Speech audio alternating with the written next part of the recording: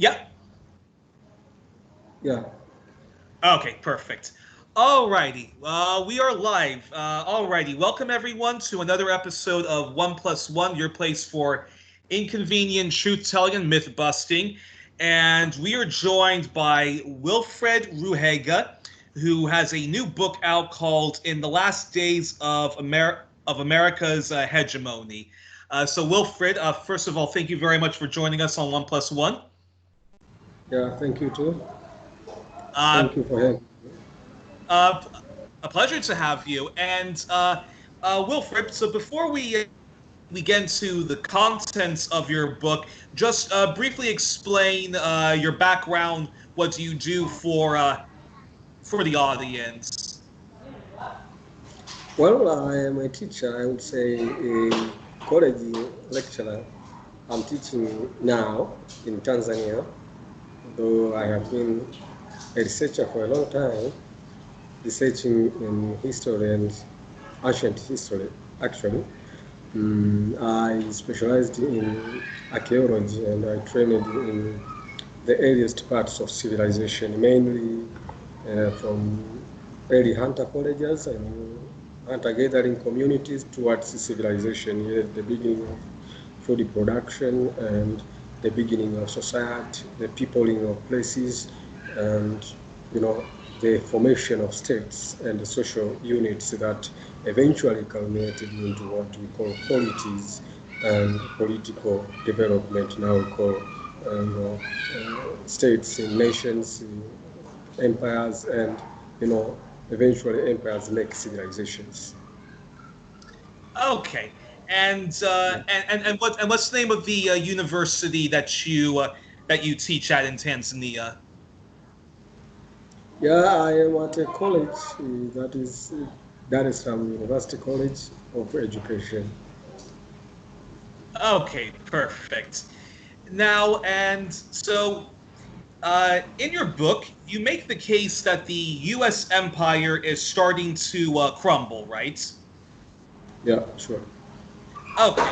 Now, so in the first question then is what is your evidence that the U.S. empire is starting to wane, given that the U.S. continues to spend record levels on the military, and we see the U.S. still through sanctions, its covert wars with the Five Eyes alliance, with Africom, and with NATO, still a dominant and a volatile empire.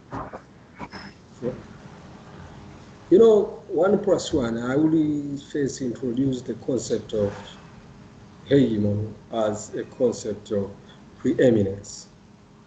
When I say the United States as a hegemony, we are me as a leader, the topmost influencer, the power blocker, and I am referring to the idea of being predominant.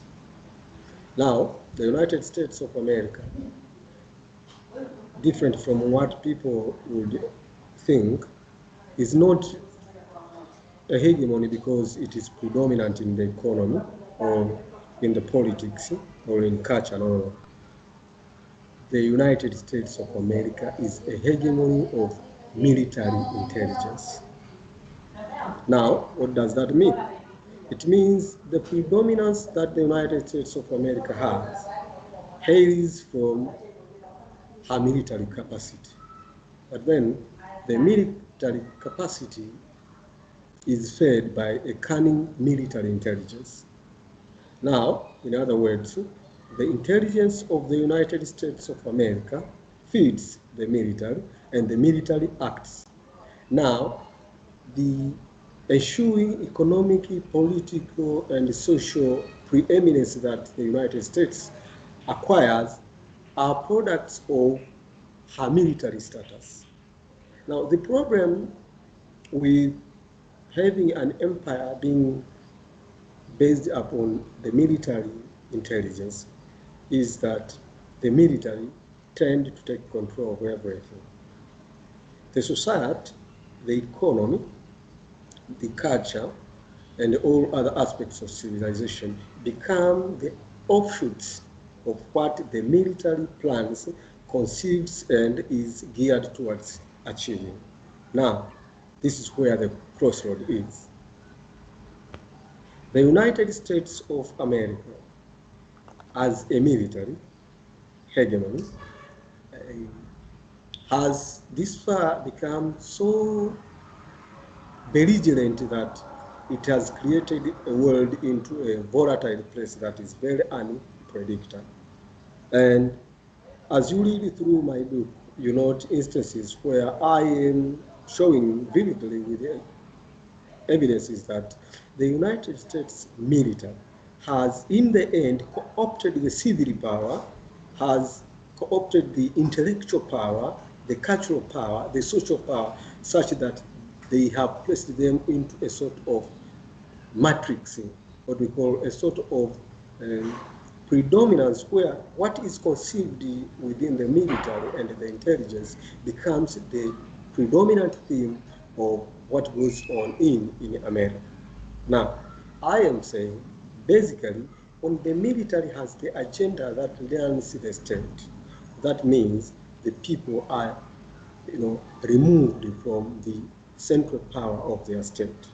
The destiny of their nation is then, determined by very few cunning men, very few cunning people who have the connection in the military and in the politics. I'm using the thesis by Plato where he's showing the democratic man. In the end, you see that what goes on in the United States is the result of what is brought in by military maneuvers. And what is that? The wars that we see outside are majority not even understood by the public. People sometimes even demonstrate and reject wars, but they cannot do anything. So we have a society where the military and its capacity, the intelligence, and eventually the guns manufacturers have the American people as hostages. Now, if we go in history, when a society arrives at a point in time when the military has power, as it went in Rome, as it went in Macedonia and Persia, then the empire is at a crossroad because people very slowly, over time, become disconnected from what their political class do. Now, at this point, people are no longer patriotic enough. Now, lack of patriotism creates limited commitment upon the welfare of the state. People cannot believe what their state stands for. People cannot go along with propositions made by the politicians because, in the first place, they consider them liars, manipulators, and they usually tend to consider them as, power mongers. In the end of the time, if the people are not connected to the core values of their state because they are, wary of the politicians, you have states starting to crumble. Because the people then become not motivated with what their state live for. What we see going on in the United States of America today, as evidences are unfolding, you can even see even the common issue that you expected rational judgment from the public. The people receive them as fake, as a disinformation, as something to double check before accepting. So it is because they already see that what the politicians and the military is doing is not for them. They have the way they view things, and these people, the military and the politicians, have another way they view things. Now, the problem with this view is that there is decline in terms of patriotism. This is where comes a lot of problems. Now, that is the first level, which is general actually, but specifically, if you want to know it is true America is going down the drain, you need to go back to studies on what really makes strong polities, what builds nations, what builds empires, how do civilizations come out of the wills of the people. It is that there are small things that are basic to the society.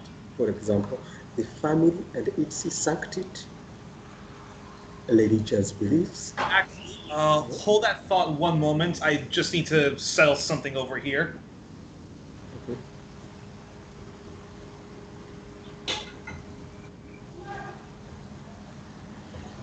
Sorry about that. Sorry about that. Anywho, continue with what you were saying. Yep.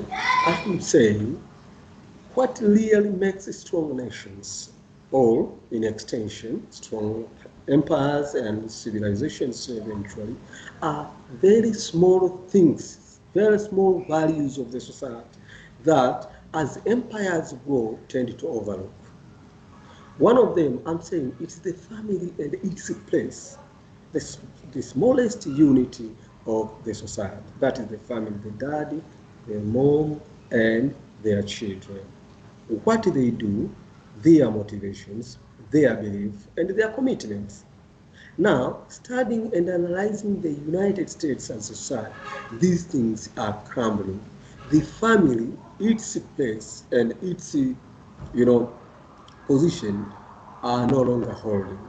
Now, you have a lot of problems that are, born out of lack of, adherence upon family values.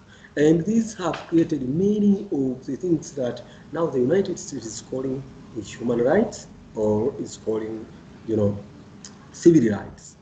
They are a response of what the society now is.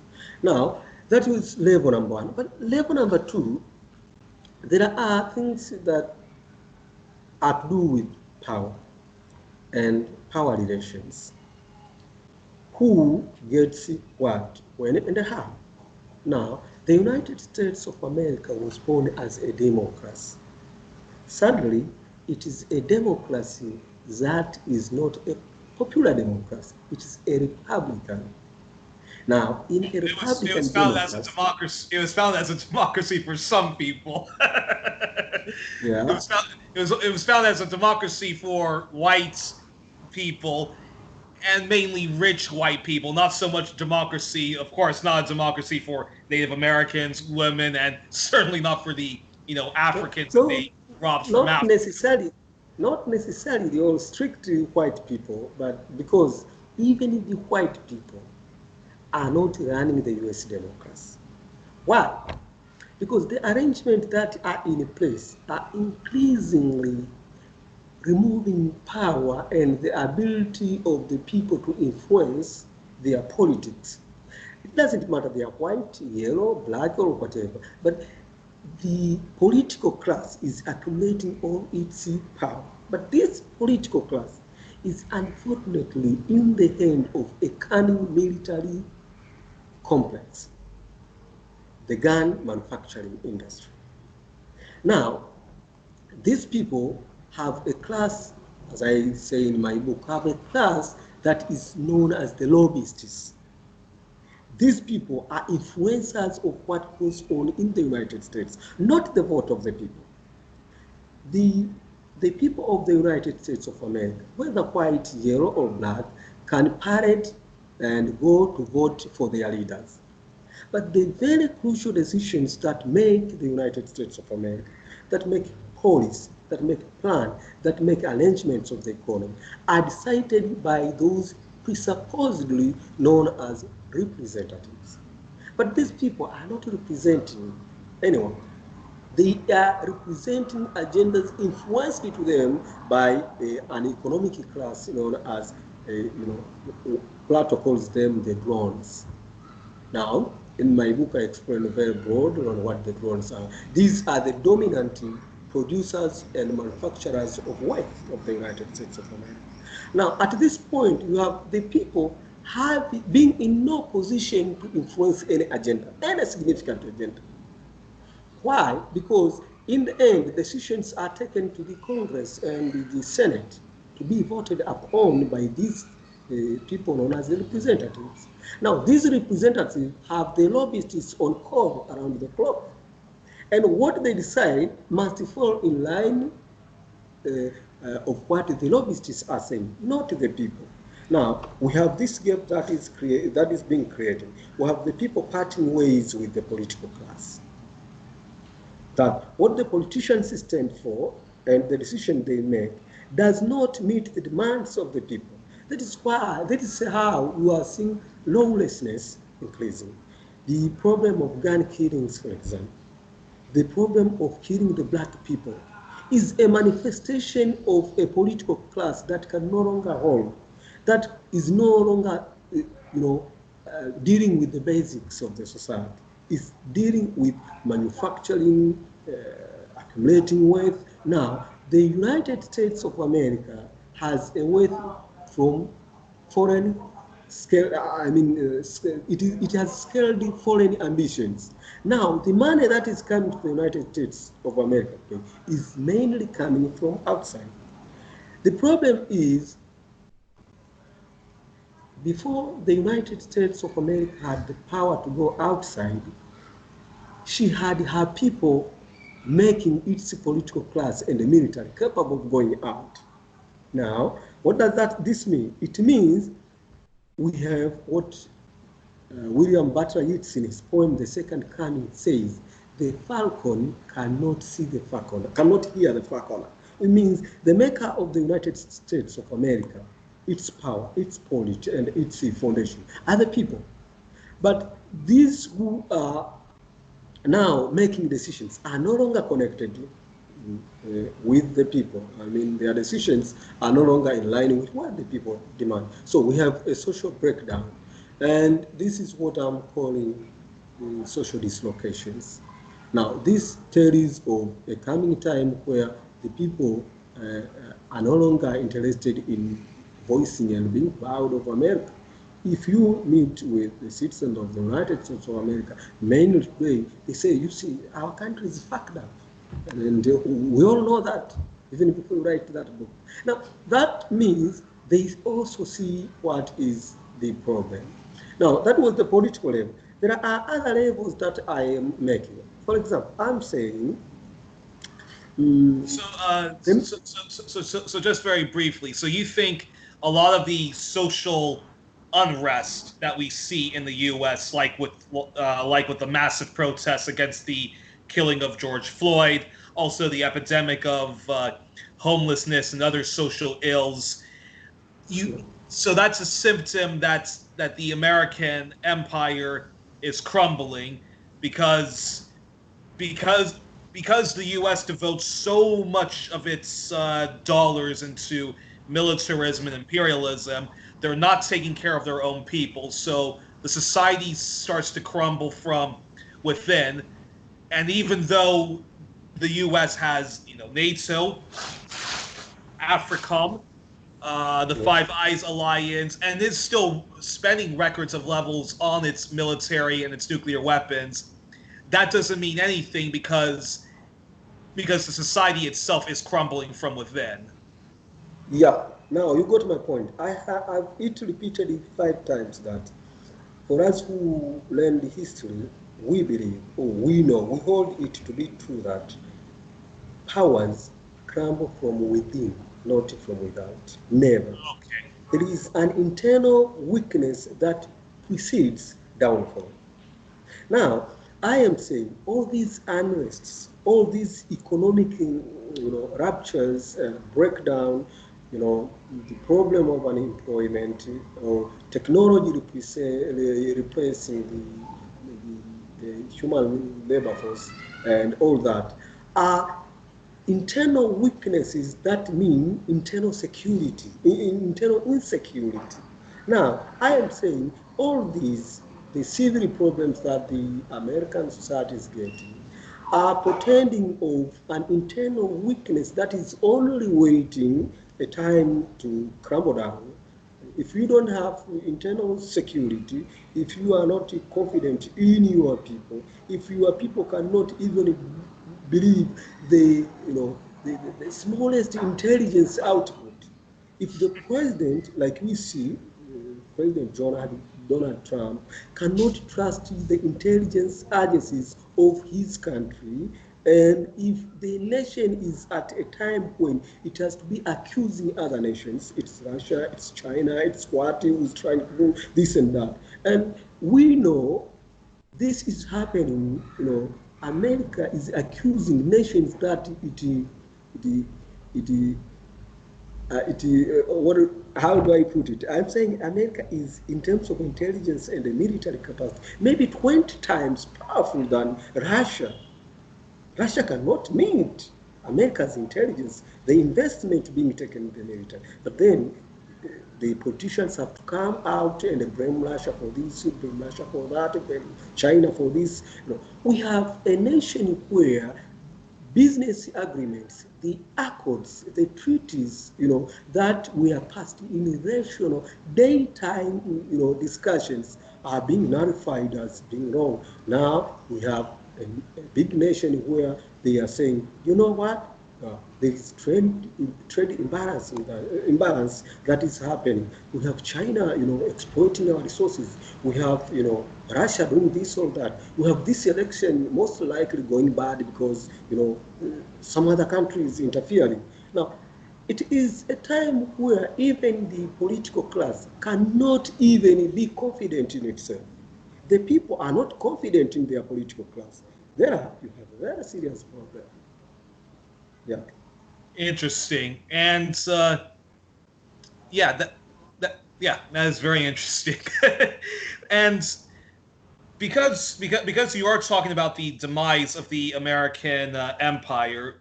Now, if we do witness the demise of the American empire, will it not just continue in another form as the British, French, and other former colonial superpowers, won't the U.S. empire just continue in another form?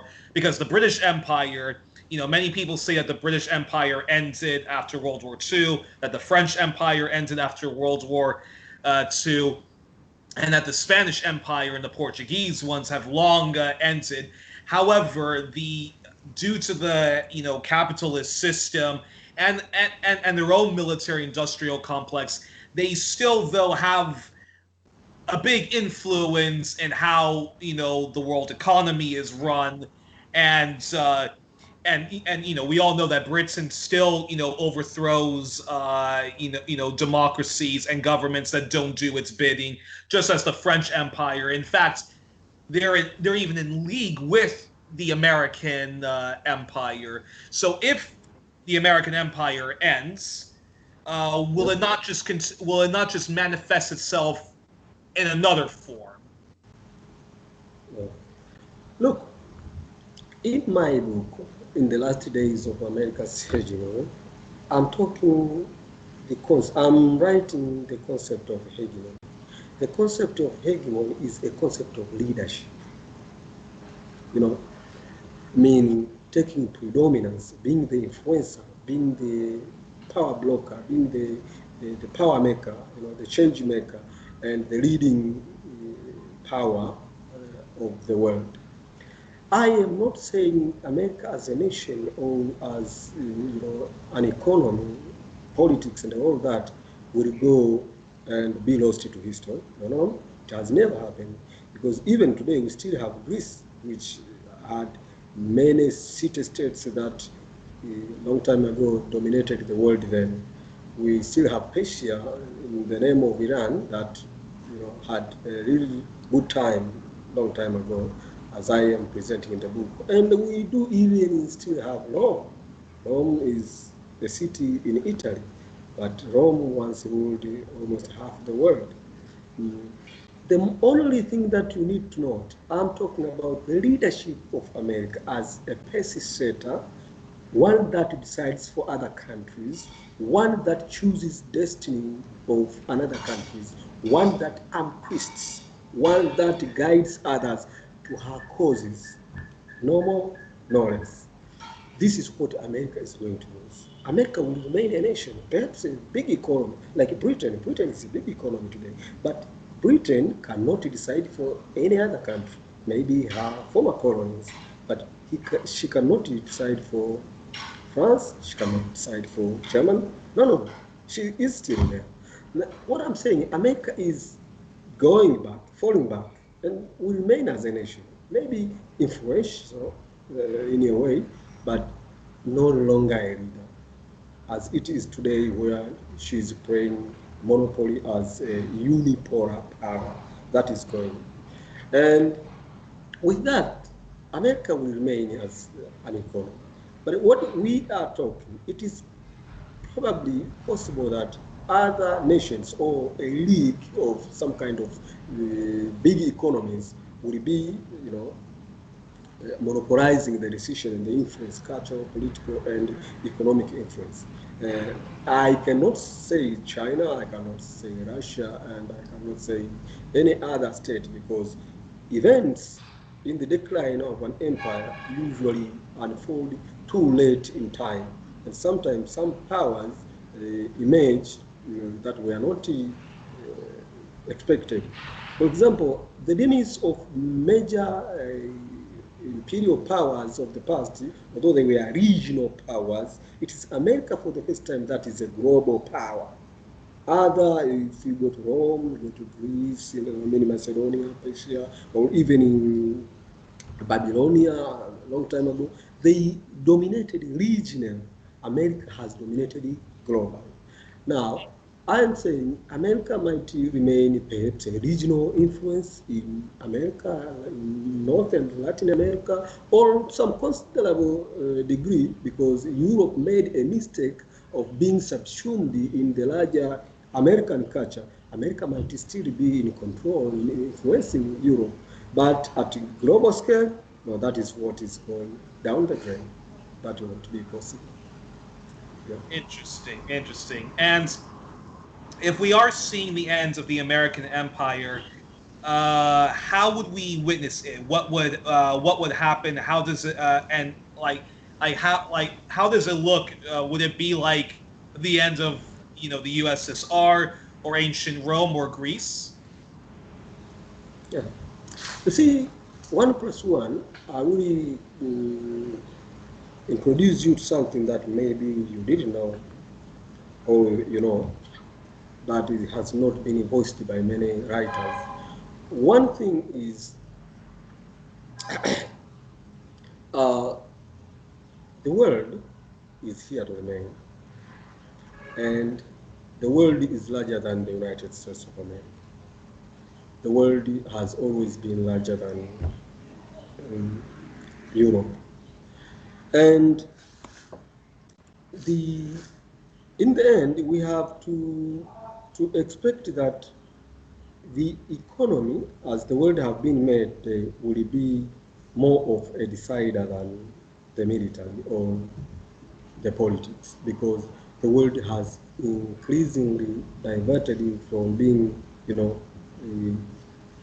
too belligerent towards being an economic kind of competition. And this is what brings the idea that scholars call soft power.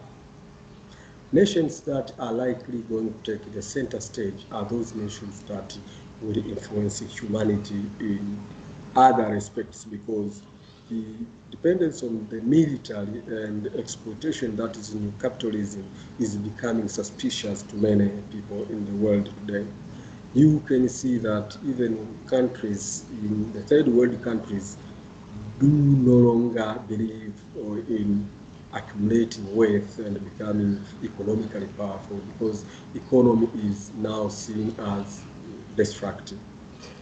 Today, we have people migrating from many third world countries. That is what I'm talking about, going to the West.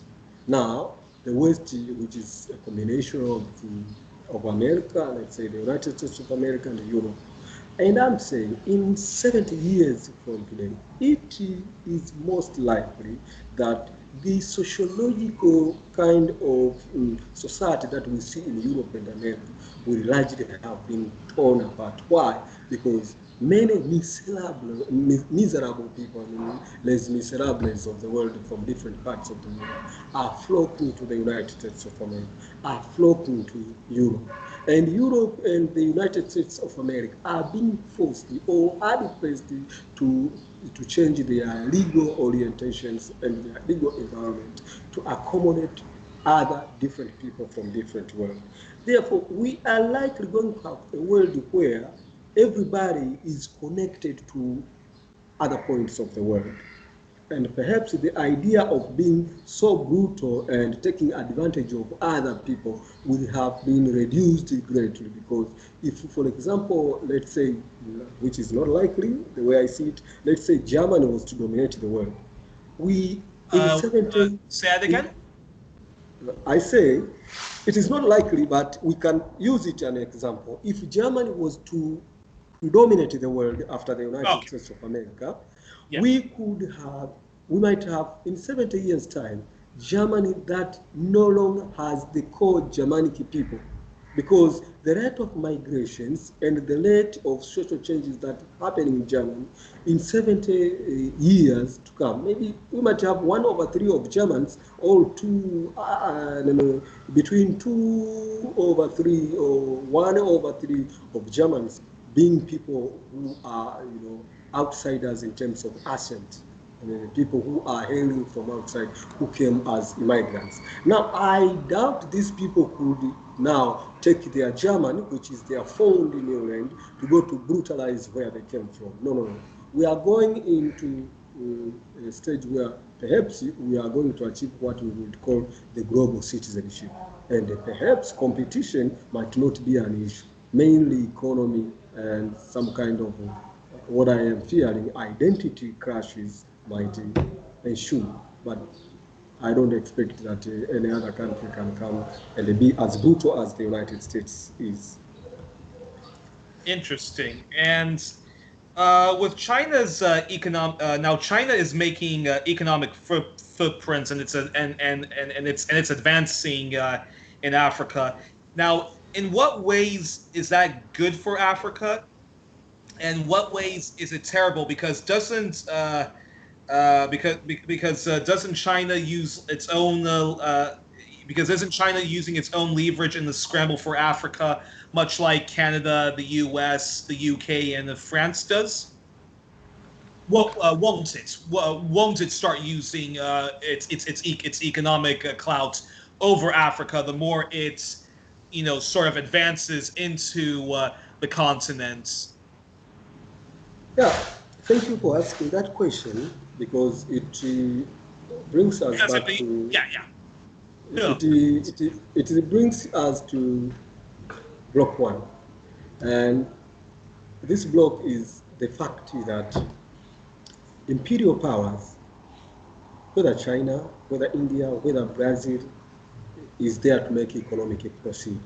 And at least we can say about this country, because we have seen them projecting their military capacity like the USA is doing, we can say for now they are projecting economic predominance. They are trying to cover the world for resources, for wealth, and other returns. Now, this cannot be good for Africa, and it cannot be bad for Africa. No, the answer is there in between. What Africa will, salvage out of this situation? How Africa will place herself in between competing powers? Because the way the world is the world of give me and I will give you. So Africa stands to benefit if she can place herself, very well between competing powers, and it doesn't matter it's China or what, but stands to lose, entirely losing, if she retains her passive but kind of participation in the global economy. It doesn't matter who rises up and who influences the continent. No. Yeah, because and I think that's a perfect segue then to this question, which is because with all that being said, doesn't does not make the case that Africa needs Pan-Africanism, a strong Marxist, eco-socialist Pan-Africanism, and isn't that the only way for Africa to push back not only against Western domination of the U.S., the U.K., France, the European Union, but even possibly China if China is if China does becomes the next superpower that displaces the American empire, which your book argues is waning. Yeah. You see, one thing that we must stress here and make it seem important before we go to that Pan-Africanism and all is that the world is mainly dominated in terms of ideas, more than acts, more than the barrel of the guns, more than the air force or the land force and what runs the show is the ideas and the thinking.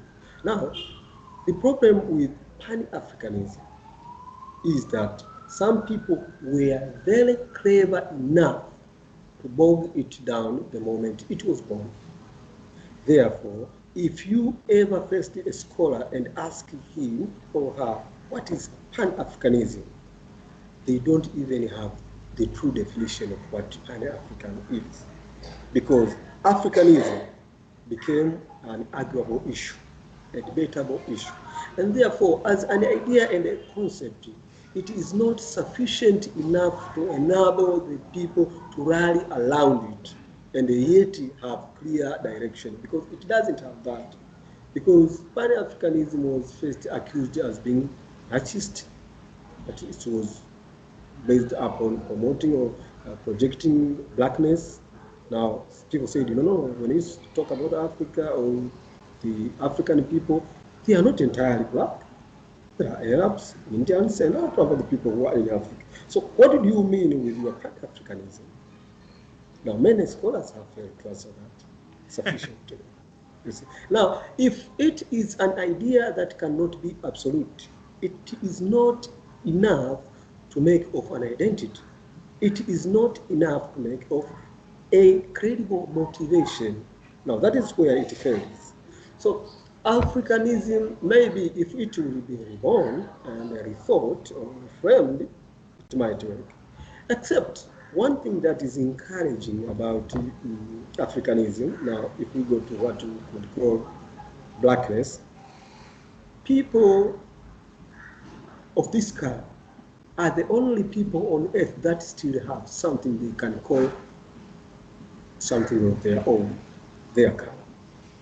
If you talk about, the white people, they are very much valid that they tend not to agree on what is whiteness or what is being, even European. If you face them and say, what is Europeanism? What does it mean to be European? They cannot agree. But if you say, what is it to be black? Everyone, even in a small village in Brazil, will identify with someone who is in Africa. So that could be a force in some kind, a sort of soft power. That means if Africans or people of African descent, as long as we talk about black, could establish the fact that they are people who are easily identified, people who easily suffer problems existing in the economic arrangement today, they could master a force, a very soft power that could make them, take the center stage. And I tend to think that the African people as black people have great potential than any other people today. If history, retains its course, the way things have been turning, because African people can identify themselves that we are an underclass at the global scale. Because if you go in India, a black Indian is the bottom, is at the bottom class. If you go in Brazil, anyone, the more black you are, the more economically and financially uncertain you are. If you go in America, I'm not mentioning that because a policeman can just press you under his foot and kill you at will. Yeah. If you go in Britain, it is the same case. The black people make the bottom class. Now, black people still have something that can unify them, that can help them see their position, their status, where they are. Now, I can say that, but that should not be said of a hegemony or being a powerful economy. No, no, no. It might be said about helping the black people, associate themselves and make some kind of a stand against the common issues and maybe have influence in each other's life, but not to make a strong power, because one thing that the world has been capable so far about the black people is keeping them divided, even in Africa, keeping them strictly divided, strictly unagreeing. That is the best score that the world has had about the black people so far. Maybe we can hope, because education is, on the rise, and perhaps some people are suffering. Even those who thought they were better off because they got power after colonialism. I mean, the leaders of Africa have, in the end, found that the wealth that they take in Europe, in America, and everywhere is soon taken very easy when they are overthrown or they lose power, they lose influence, they become nothing, because in the first place they are coming from a class that was nothing. Now you cannot grow in there without a proper footing, foundation. So maybe the challenges and the weaknesses that we have could be a force to help us, move forward and have a place and influence, global events. But in terms of mastering hegemony, leadership that can influence the world, maybe we can live with that for future generation. Maybe it might happen, because in history or anything that is social, you don't make the conclusion. Yeah. And my final question then I want to ask you, because I actually wasn't even planning on asking this question, but Yeah. what I mean, if you were in charge of the African, well, what would you like the African Union to be? What would be your ideal African Union, and how do you think all the people of Africa, which is which are the Northern Arabs, the Berbers, Black Africans, and so forth. So what could the entire continent of Africa, what could they do in order that the African Union is a true force against Western domination and exploitation? Sure. One thing that many people tend to overlook is the fact that the idea of the African Union is itself not African. Ah. Yeah. It was born out of the global development. Now, the world created what we call the United Nations. Now, the United Nations became a global organization. Now, countries in the world decided to form what they call continental organizations. Now, African Union was born out of that context, to be a continental union, much like other continents have their union. Now, they are nothing more than, at the global scale, regional integrations, although at the continental level. At this point, you have to see that they are not original ideas initiated by the African people or any other continent where they have such organizations. And the problem with what I'm talking about, hegemonies tend to influence other polities, tend to influence other powers and other regions. Now, they made sure that the African Union had to fit, a position that would make it a derivative of the United Nations.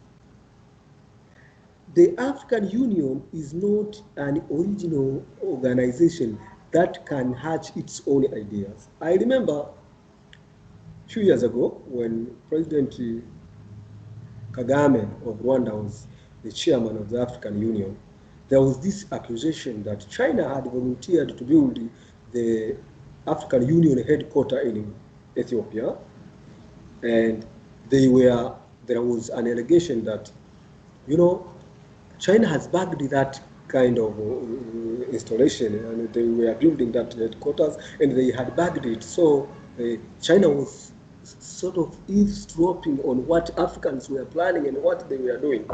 And Kagame said, as a chairman, look, we cannot even build this facility on our own. And now we come accusing or alleging that we are being spied upon. The first weakness is when you cannot do what you should do on your own, and now someone does it for you, and you have to accuse him for this and that. Now, I'm using this to show that the problem with the African Union is what is going on in itself, but not that more than what it was found to be in the first place. Africans were not responding to the needs of the African people or their place. They were being imitations or some kind of directives from somewhere else.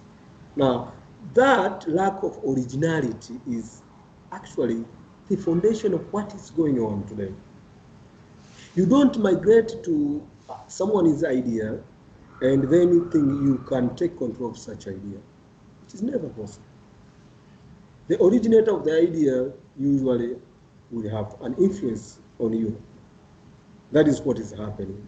Now, the leading nations, even in the United Nations, still have dominance of other nations, even within the United Nations. For example, the Big Five, now they call it G8, have what they call a veto vote. Now, it doesn't matter that 100 nations in the world have set and decided on something. If the USA thinks the issue discussed was not in line with America's interest, the United States can simply veto that decisions, and it is all thrown into the dustbin. Yeah. Now, they are there. Why? What is the problem? The problem is that they are there, trying to make perfect an idea that was initiated by other nations, and they laid the traps in place to make sure that this organization works for them. And that is why you see the United Nations and the World Bank and the IMF largely benefits the countries that were the initiators of the ideas. That is how things work. Yeah. Well, one can only hope that if that some kind of a new regional organization which actually does represent the interests of the entire continent, and that's where I'm still a believer that one day Pan-Africanism will take If you believe that, you will have to answer this question: do you know how much? What percentage of recurrent budget that is spent by the African Union that comes from the US or the countries in the West? You are talking an organization whose 90% of resources are coming from donors. It cannot work. It cannot work. 90% budget, 90% of the budget is coming from donors. Now, if these donors would fold their hands, even the African Union itself would never exist. Now, if you say they would form another regional organization that has original ideas, you are meaning they would have found the resources to do it on their own, which I don't see it in the meantime. I don't see it in the near future, given the nature of the economies that these countries have, given the nature of leadership that these countries have, and given the initiative that these countries have. They likely do not have their own original ideas. Even the name, you see, the United Nations becomes UNO, in 1940 something. Now it becomes, in the last 2 decades or 1 decade, it says, no, we want to change it to UN.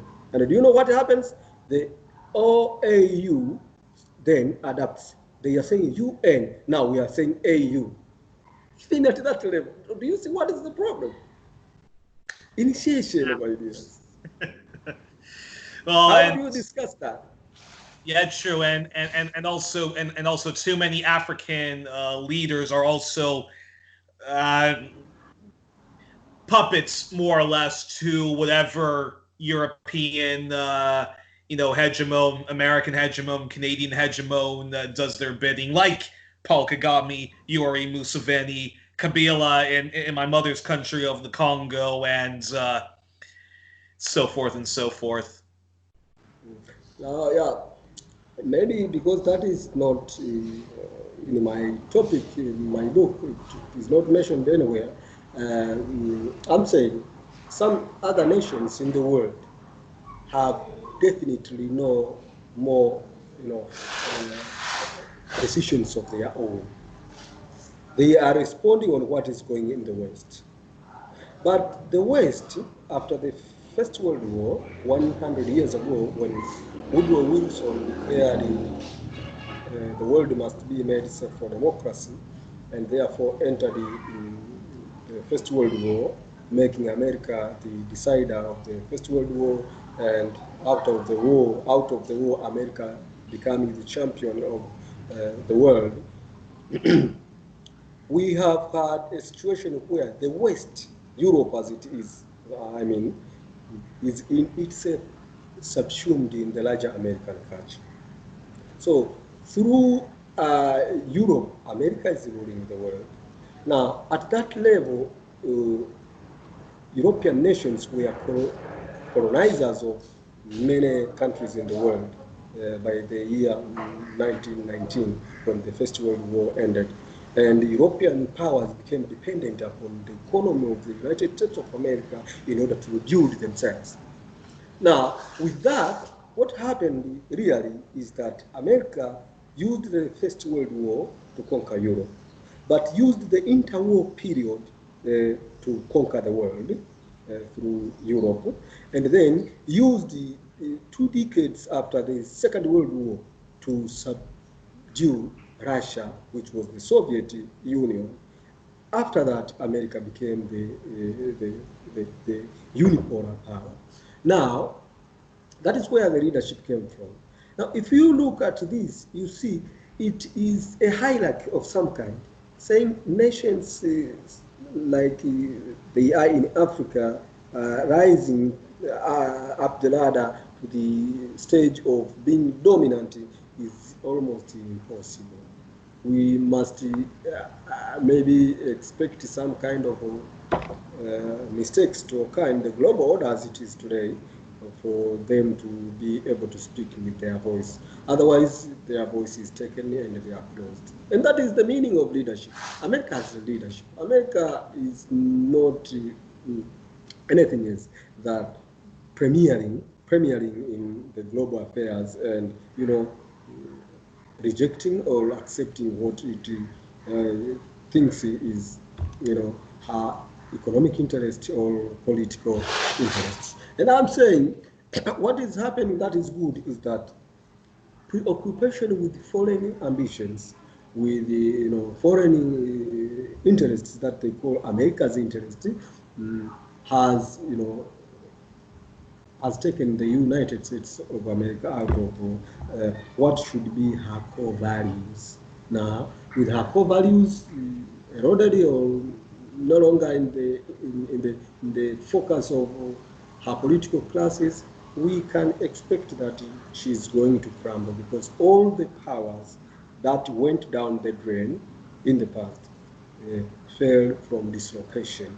When power was dislocated, and it never came from the people to the state, but some few people, for example, in the past, generals, military generals, in Rome, all the military generals that would later became the consuls, I mean the top politicians, influenced the Senate and took hostage. The Senate became predominant and they created what we call personality cult, where a person is more influential than the power, the decision-making machinery of the state. We have America today as a democracy in the ways of Rome, but we have America where even the president elected by the public cannot be accepted as being a legal president. They say an impostor. They say an usurper. He was not elected. He was passed by the influence of another nation. They were not the American people.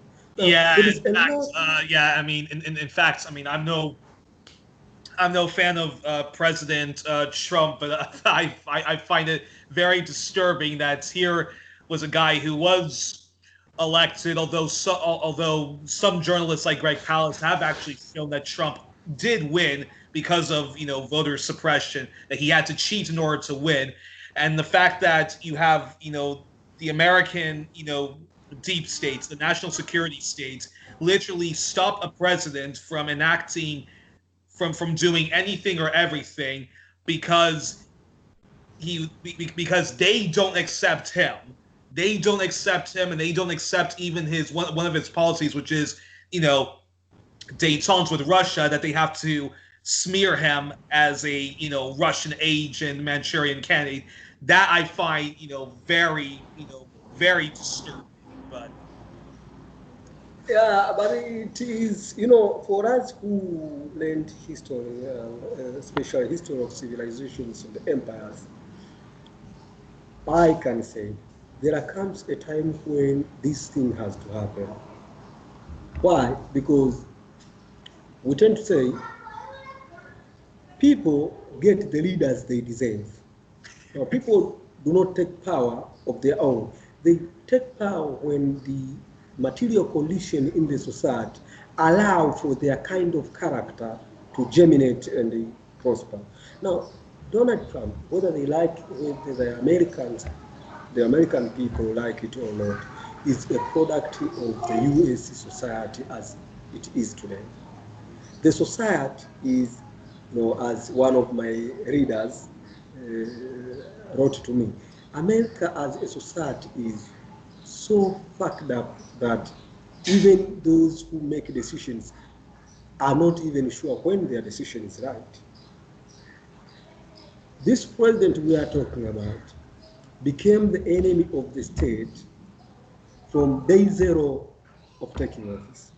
When he was declared the president-elect, everybody had his or her opinion. Everyone was saying this. Now, what does this mean? It means there is a problem in what they used to think was their democracy. Now, if that is true, it means there is a shift in the way that people use their democracy already. Now, if you ever learned what made America strong, one of them is their having a very good democratic practice that made the people free to make decisions and influence the state. Now, if they think this is not working anymore, we know to this moment, they have not found an alternative. Now, this is a blind movement. When you have what you have, but you don't believe in it, and you don't have the alternative. Now, we can expect this kind of controversy over elections, over the elected persons, the personalities of those people who are elected, and their background featuring in their life when they are serving the state, and those will harm their state generally. Yeah. And final question then is, when the U.S. empire does does end, will Joe Biden be the last of the American emperors, or will it take 30 years time? And if that's the case, and that's pretty terrible, because with climate change, that means that when the American empire goes, we all go down with it. Now, you see, the fall of hegemonies, I tend to call them hegemonies rather than empires. The Yeah. fall of hegemonies is a slow process, and it usually takes a long time. Many empires gone didn't have people who even saw it happening.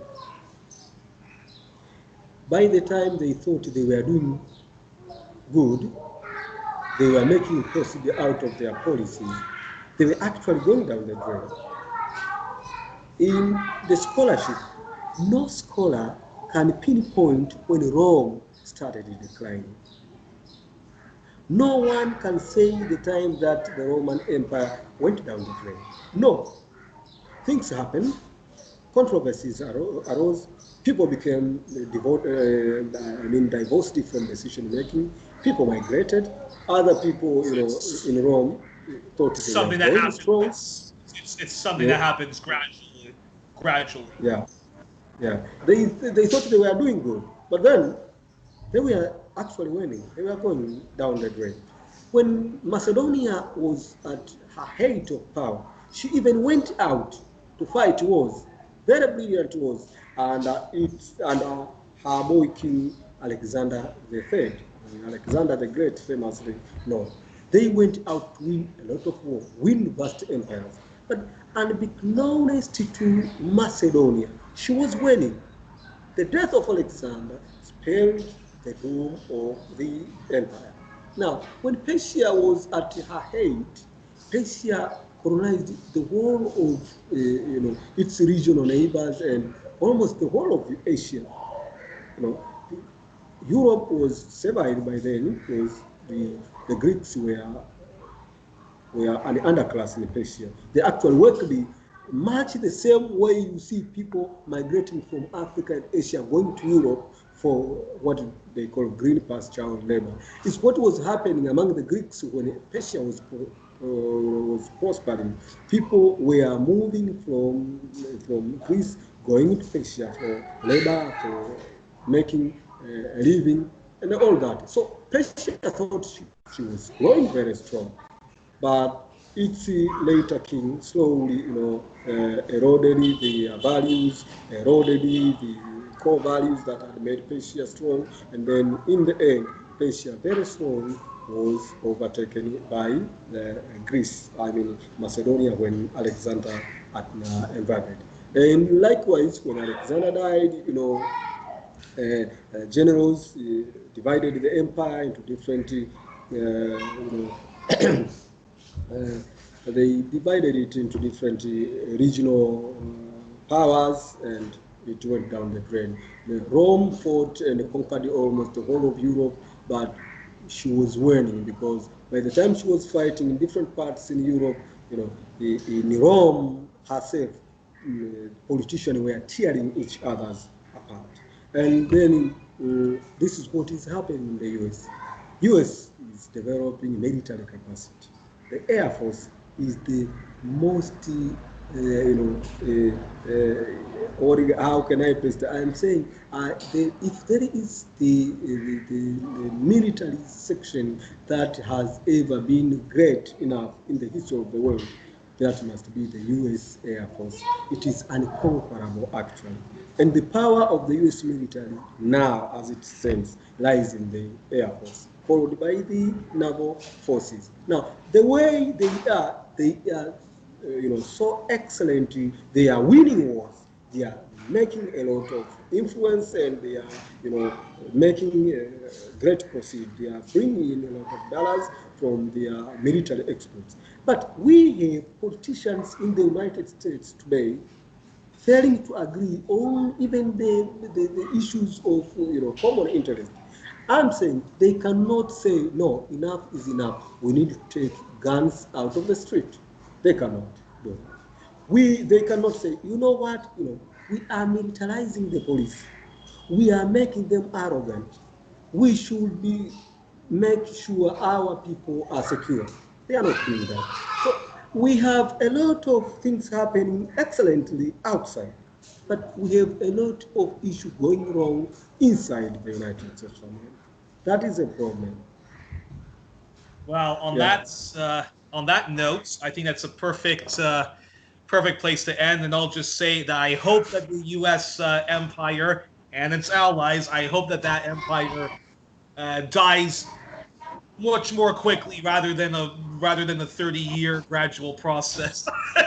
I think all of humanity really depends on all of these Western empires, crumbling, because with climate change happening, we really do need to get off militarism, which is causing climate change and all of that. But it cannot be that much quicker because we don't have empires being overtaken by others or hegemonies losing their powers when there is no other powers to influence or take their place.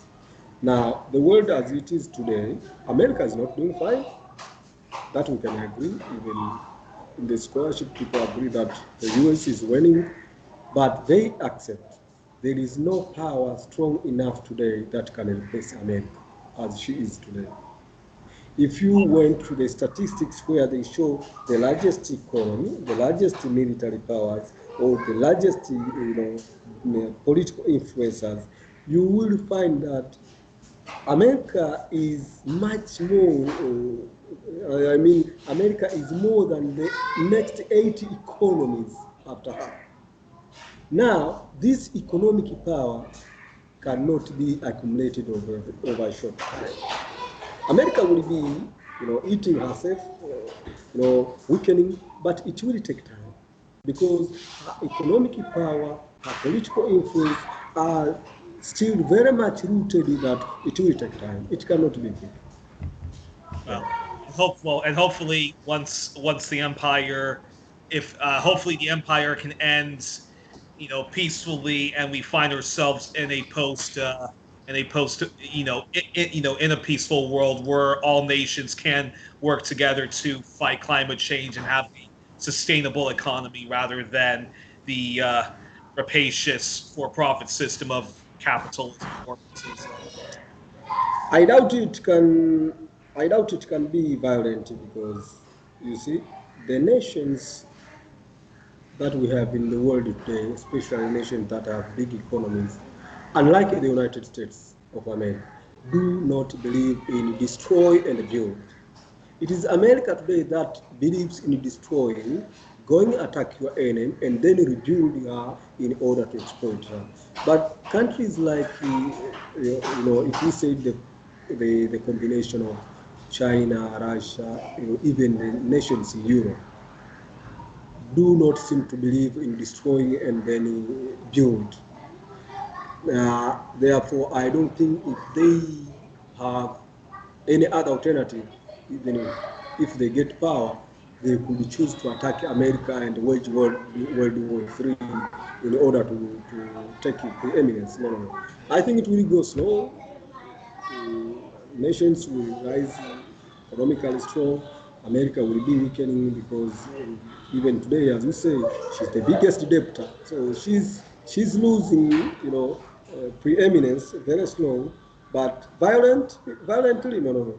And even violence does not seem to be a factor in history because for one empire to supersede another, either by invading her or invading the other, it must have been preceded by weakness in the superpower. Rome grew weak before she lost. Macedonia grew weak before she lost. Persia could not even hold power. The princes and the courtiers were killing each other before Alexander acted. There must be a weakness that goes on inside before any other external power can attack that. Now, we can wait for America's only democracy, human rights, capitalist, what we call neoliberal ideas to destroy her, to destroy the family, to destroy the religion, to destroy the institutions, to be very materially addicted so that in the end she can be very weak enough to be superseded by other economies. And I think it is most likely going to be peaceful. Yeah. Well, on that note, we were joined by Wilfred Ruhega, professor of history and geography at the Dar es Salaam, the name of your university? Dar es Salaam University College. In Tanzania, and he is the author of a new book called "In the Last Days of America's Hegemony." Wilfred, I will make sure that I get myself a copy of the book very soon. and one thing that I can invite people, I have a Facebook page that goes by the same name, In the Last Days of America's Hegemony, where I decided to share a lot of excerpts from that book. Actually, you can find yourself reading almost the whole book by following excerpts in different parts. And there we can share ideas, we can share views, and I think I will learn more from other people. And many people can learn greatly about the book. I invite them there. And my Facebook page, In the Last Days of America's Hegemony, is through my Facebook account. You can search it through the words, through the names Alexinho Ruhega. Perfect. And make sure to send me that link so I can post it on the YouTube notes. And also, just have to say, people can get the book on Amazon and all the on Amazon.com, Amazon.co.uk, and well, Wilfred, thank you very much for joining us on 1+1, and hope to speak to you in the future more about Africa, as well as the country that you're based in, Tanzania. So we hope to do that with you in the future. Okay. Thank you and welcome. Thank you very much.